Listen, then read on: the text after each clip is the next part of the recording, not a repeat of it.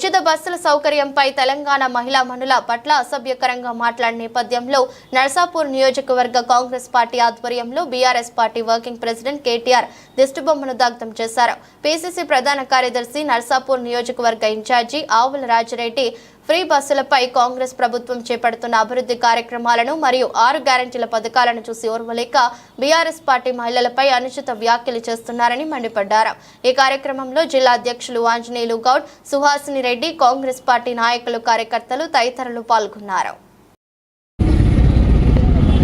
BRS నాయకులు కేటీఆర్ గారు మహిళలను ఉద్దేశించి మరియు ప్రజాపాలన ప్రభుత్వం ఏవైతే సంక్షేమ పథకాలను అవలంబిస్తుందో మరి వాటి పట్ల కూడా అవహేళన మాట్లాడిన విధానం యావత్ తెలంగాణ సమాజం ఖండించాల్సిన అవసరం ఉంది.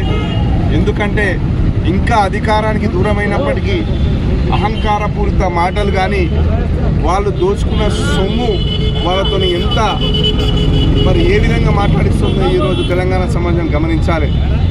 ఒక మంచి ఉద్దేశంతో తీసుకొచ్చినటువంటి పథకాన్ని మరి ఆ పథకం ఎవరికైతే లబ్ధి చేకూర్చుందో ఆ మహిళా సమాజాన్ని కూడా ఇవాళ మాట్లాడే విధానం యావత్ తెలంగాణ సమాజం, తెలంగాణ మహిళలందరూ కూడా ఇలా బాధపడుతున్నారు. ఈరోజు ఇక్కడి నుంచి ప్రాతినిధ్యం వహిస్తున్నటువంటి ఒకప్పటి మహిళా కమిషన్ చైర్పర్సన్, మీరందరూ గతంలోకి వెళ్తే ఒక మహిళా కమిషన్, తొలి మహిళా కమిషన్ చైర్పర్సన్గా ఆ పదవి అనుభవించి ఎన్నడూ తెలంగాణ సమాజంలో మహిళల పట్ల జరిగిన అన్యాయాన్ని, వాళ్ళకు జరిగిన అక్రమాలను కానీ మరి ఏది కూడా బయటకు వచ్చి మాట్లాడిన సందర్భం లేదు. ఏ ఒక్క కేసు టేకప్ చేసిన సందర్భం లేదు. కేవలం ఆ మహిళా కమిషన్ చైర్పర్సన్ పదవిని కేవలం నర్సాపూర్లో ఉన్నటువంటి బీఆర్ఎస్ మీద, ఇక్కడి రాజకీయ వ్యవస్థ మీద అధికారం చెలాయించడానికి వాడుతుంది తప్ప ఎక్కడ కూడా తెలంగాణ సమాజం, తెలంగాణ మహిళల పట్ల ఒక్కనాడు గొంతు ఇప్పిన పాపాన పోలేదు. అధికారాలను ఎక్కడ కూడా మహిళల పట్ల, మహిళల సాధికారికత కొరకు, మహిళల సంక్షేమం కొరకు, మహిళలపై జరిగిన ఆ అన్యాయాలపైన ఎన్నడూ కూడా అధికారాన్ని వినియోగించుకోలేదు.